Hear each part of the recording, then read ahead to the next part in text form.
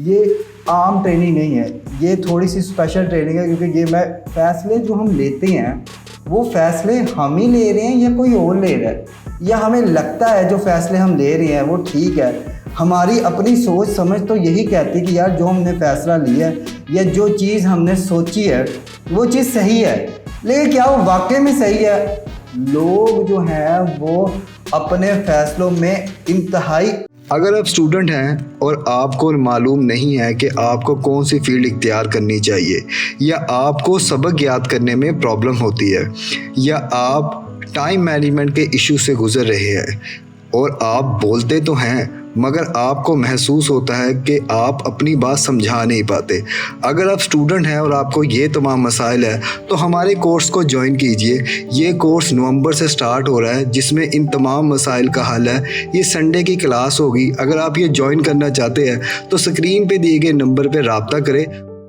तो मैं साइकोसिस कहते हैं कि लोगों को कभी भी सच सुनना पसंद नहीं है। लोग हमेशा झूठे इल्यूजन में रहना चाहते हैं।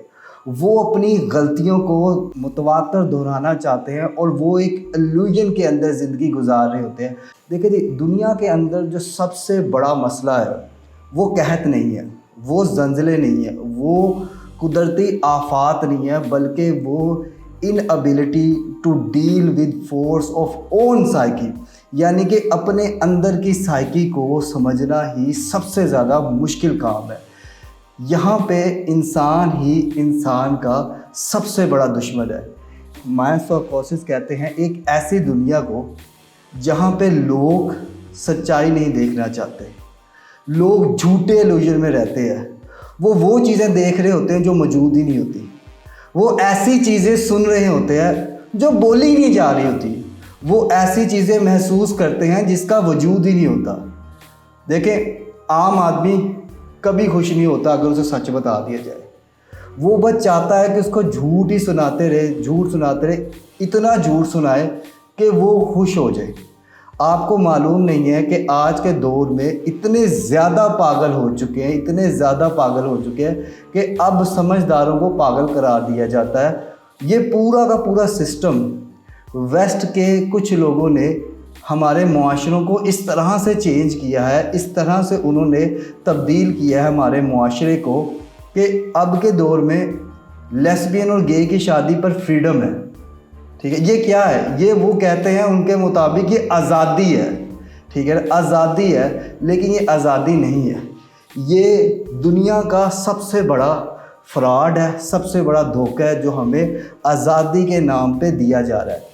तो आज की जो हमारी गुफ्तगू है, हम देखेंगे आज की गुफ्तगू में कि ये जो बिहेवियर्स है, ठीक है, बिलखसूस इकोनॉमिक्स बिहेवियर को हम देखेंगे कि ये कहाँ पे असर अंदाज करते हैं। आज के लेक्चर में मैं आपको ये नहीं बताऊंगा कि आप कहाँ पे पागल बन रहे हैं या आपको रोज़ पागल कहाँ कहाँ पे बनाया जाता है। मेरा आज का मसला सिर्फ ये है कि आपको दिखाया जाए कि इल्यूजन्स क्या हैं और व्हाट इज़ द रियलिटी।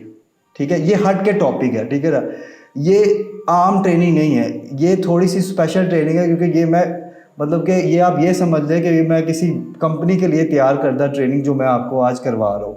ठीक है, तो इसका कंटेंट भी उसी तरह से बनाया गया कि ये मतलब कि एक प्राइवेट फार्म है, मैं उसका नाम नहीं ले सकता, ये उनके लोगों को करवाने के लिए मैंने जो चीज़ तैयार की थी जो आपके लिए। तो आज हमने देखना है कि क्योंकि मेरी डिग्री जो है, मेरा एमफिल जो है वो इकोनॉमिक्स में है, तो मैं इकोनॉमिक्स के ज़रिए आपको बताऊंगा कि इकोनॉमिक बिहेवियर के अंदर कहाँ कहाँ पे चीज़ें लग रही है और मैसेज को कंट्रोल किस तरह किया जाता है। आपको पता है एक दौर था, थोड़ी सी अगर गंदम की प्राइसेस या किसी चीज़ की प्राइसेस बढ़ने से ना जी पूरी दुनिया को वक्ता पड़ जाता था। हम ज़िया का दौर देख लें, हम बाकी दौर देख लें, आज के दौर में गंदम आटा पंजाब में 3500 रुपये किलो है। ठीक है, 3500 रुपये मन आटे की कीमत है, जो कि 4000 रुपये जा रही है। मैं साइकोसिस का अमल हम सिंपल तरीके से इस तरह भी समझ सकते हैं। एक बड़ी मशहूर वाक़या आप सब ने भी सुना होगा कि एक बादशाह होता है, वो कहता है टैक्स लगा दो वहाँ पे। उसका वज़ीर कहता है बादशाह सलामत, अवाम आपके ख़िलाफ़ हो जाएगी। बादशाह कहता नहीं लगाओ, टैक्स लग जाता है, अवाम देना शुरू होती है। कुछ दिन अवाम बोलती, फिर देना शुरू होती। वो फिर कहता है बादशाह और टैक्स लगाओ। वज़ीर सर पकड़ के बैठ जाए, सर नहीं ऐसा नहीं करना, आवाम जो होगी वो आपके तख्ता उलाट देगी। बादशाह कहता नहीं लगाओ, फिर लगा देते, फिर बादशाह टैक्स लगा देता है। वो कहता है बादशाह सलामत ऐसी बातें ना करे, आपको नहीं पता आवाम कैसी, आपको उठा के बाहर फेंक देगी। बादशाह सलामत कहता है कि अब टैक्स भी लगाना है और जूते भी मारने हैं। वो कहता है एक ब्रिज पे एक बंदा खड़ा करो जो जूता मारे, ठीक है जी।